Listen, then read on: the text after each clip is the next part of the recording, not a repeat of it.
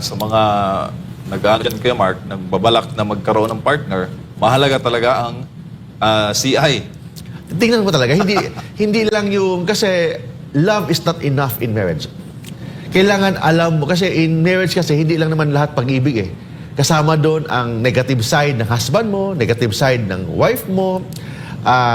In fact, may makikialam pa. Actually, ang pagpapakasal, dalawa lang dapat yan, babae at lalaki lang. But minsan, lalo na sa ating Philippine culture, daming nakikialam na mga manugang, mga in-law, mga father-in-law, mga mother-in-law. Yun ang mga dahilan, that's why hindi mag-succeed ang marriage or even in a relationship kasi may mga nagsulsol, sira dito, sira doon. In fact, dapat ang pamilya dapat mag-support for the relationship ng kanilang mga anak, but sila pa ang dahilan ng failure ng kasal ng kanilang mga anak kasi dahil iba ang kanilang mindset, iba yung kanilang priority. Ang priority nila is may personal gain, material gain, mga ganon. So, yun talaga ang dahilan na daming naghiwalay or daming failure in their marital relationship.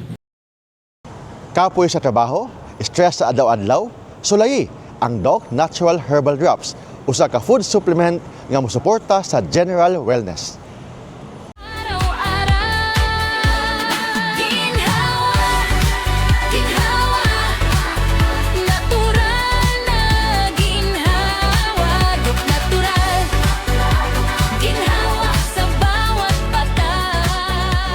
Mahalagang paalala, ang Doc Natural Herbal Food Supplement Drops ay hindi gamot at hindi dapat gamiting panggamot sa anumang uri ng sakit.